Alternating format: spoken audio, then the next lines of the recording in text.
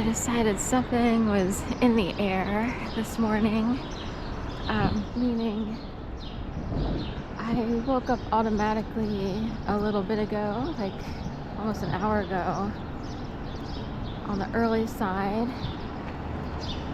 Super quiet and calm, although down here on the ground it's a little louder with all the trucks and everything.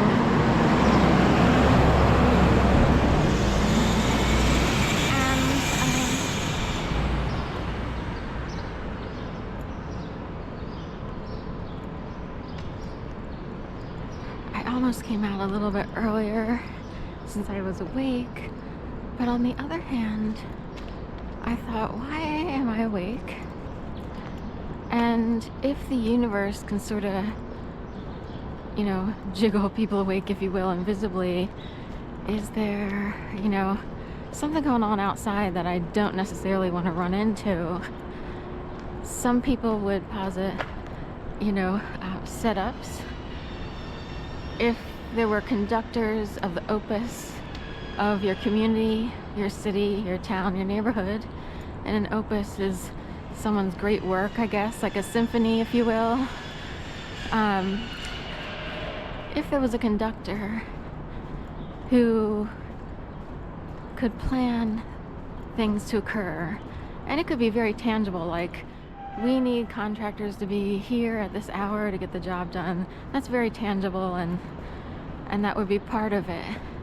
If there are age-old community members who've been quote-unquote in control, and in a way they see themselves as composers or conductors of their own symphony in a town, neighborhood, city, then one might have been up super early to see what would unravel this morning, or would be in control of things unraveling this morning. So, should I cross over? Anyway, so I thought about that, and I thought, let me just wait a little bit longer, because I decided to not go out too early, even though it's been, light out super early. Sunrise is occurring as we speak.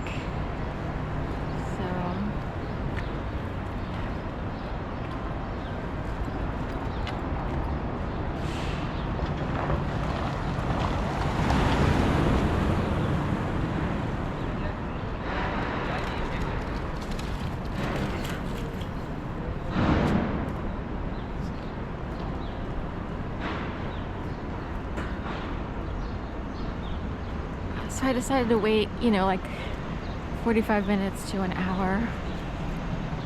And very often when I wake up in the morning, and I'm guessing it's a lifelong thing until I find a more settled life somewhere that includes, people who are not part of orchestrated communities.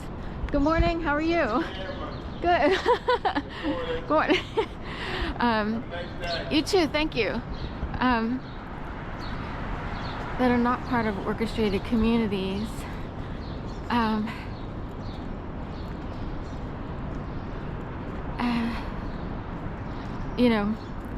Until then, pretty much every morning, and this is true of any survivor of any horrific event where there are actual people, perpetrators, involved in harming someone severely.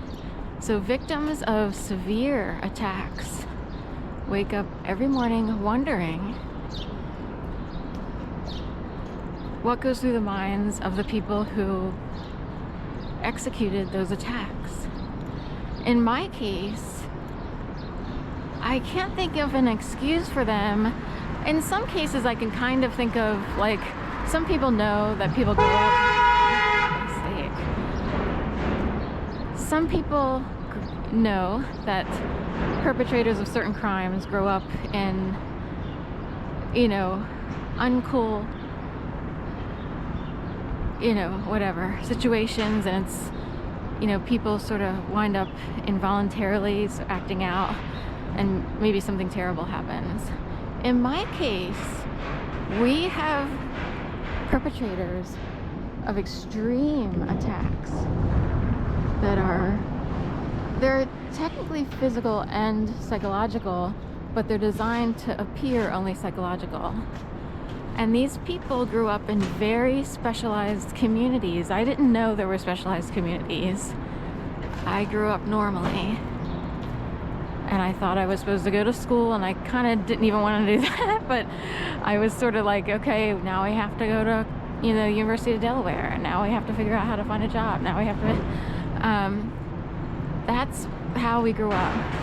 Other people were raised, or somewhere along the way, realized that there are actually people who live on purpose every day, but they actually go around and carry out skits, which is an attack against whoever the skits are aimed at, if you will. And I can think of people who befriended me in 2008, 9, 10, and who were part of a major desecration of a person in 2011. And I'm wondering, they went on about their lives and in fact rubbed it in. This was part of the harassment, was rubbing it in, that while I was being tortured and human trafficked through dog walking, and stuck there with brain paralysis as anyone in a trauma state, whether it's ongoing from childhood or, or put on through a severe attack, or both. People who have a form of brain paralysis cannot figure out where to go, what to do. They are forever trying to heal their wounds, and it's incredibly difficult to work amongst the masses normally when you're in a state like that, or kept in a state like that. Very controlling people often need little prizes and collections of people. Maybe they have a collection of helpers. I don't know. There are people who have collections of people and they like them to stay exactly where they are, while they appear as if they're in control, but they're really not. They are out of control people. Very controlling, very severe. Here's a maroon Dodge Ram with like a marine front plate, or almost looks like Grateful Dead symbolism, but it's at a distance and I can't see the plate from this far. Anyway, but I wonder, and these people who grew up in specialized communities are a little bit more privileged, kind of.